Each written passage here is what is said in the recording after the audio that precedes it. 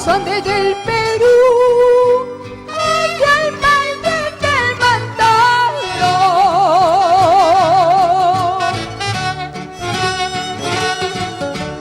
Desde el cielo baja una voz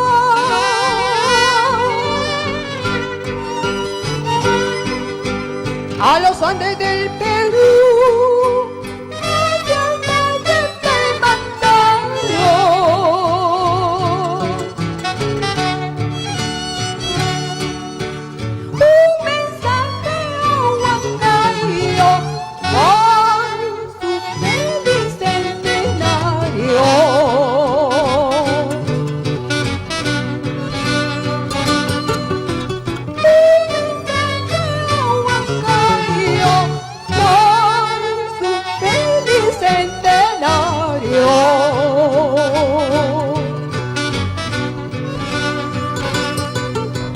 Grito general, lleno de emoción por la incontrastable tierra.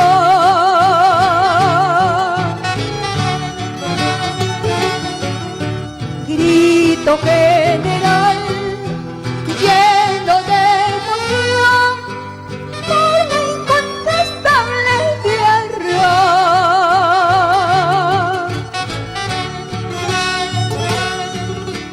Por sus lindos panoramas, la incontrastable Huancayo.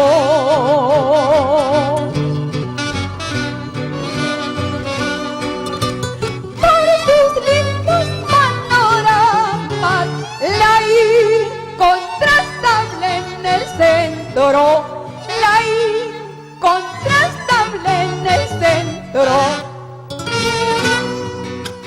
En el centro de mi patria, mi Huancayo es muy hermoso, por eso canto, también bailo con sus pulistas y sus guaynos. Por eso canto, siempre bailo con sus pulistas y sus guaynos. En el centro de mi patria, mi Huancayo es una joya, por eso canto, también bailo, siempre tomando Huancayo cholo. Así lo mismo voy